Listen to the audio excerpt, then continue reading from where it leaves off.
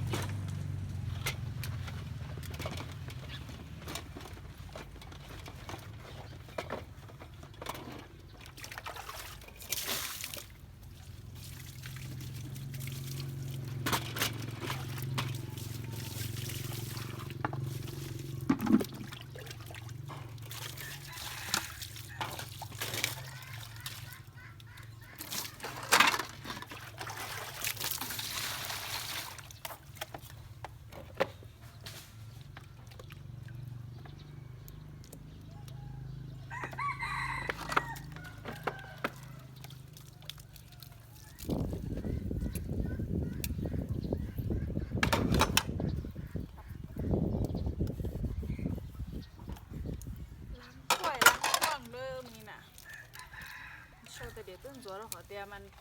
ทึกขี้ฝุ่นหลายๆ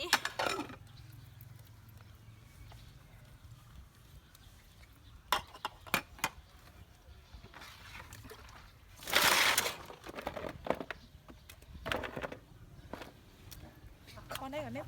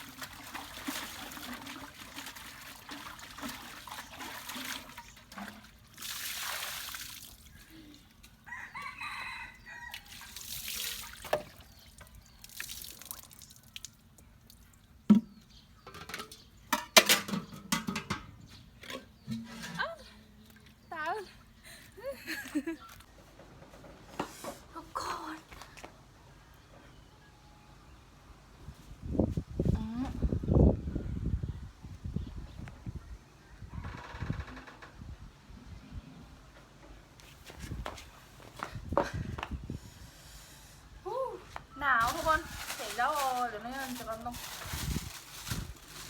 ยอดยอดมันต้นเอาไปต้มเอาไปลวกกินแซ่บได้เก็บมือวาน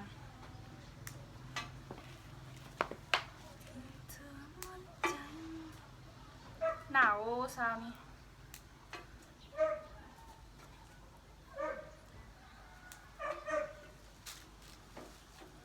ตีหลง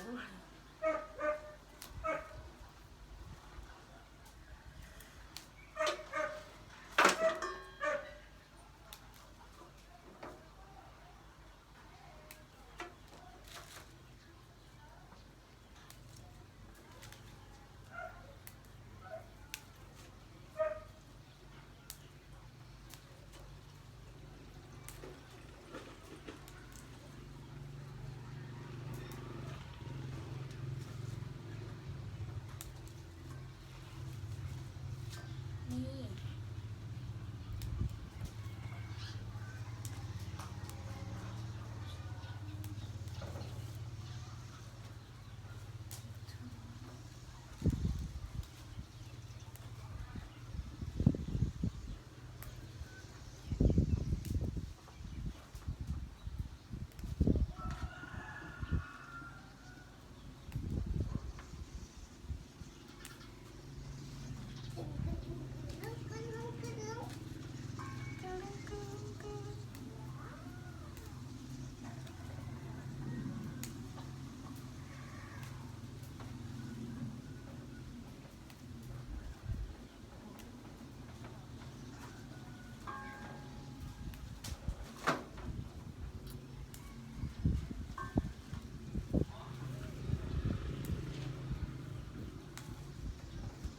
ลงโผ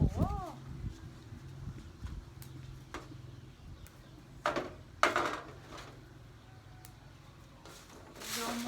กานี่ทุกคนเอามาลวกสิ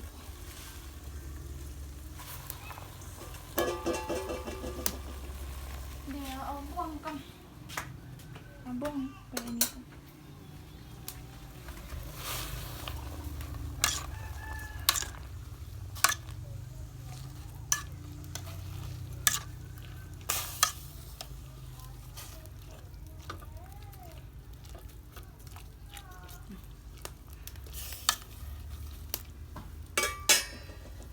นี่ทุกคนมีเด็กน้อยมานั่งเฝ้า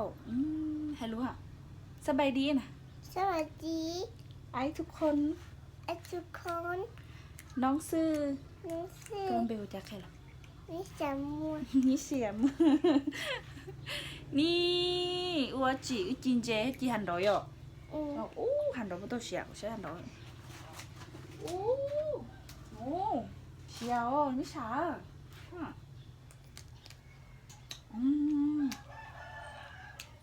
เสียวหนอนน่าเลยใช่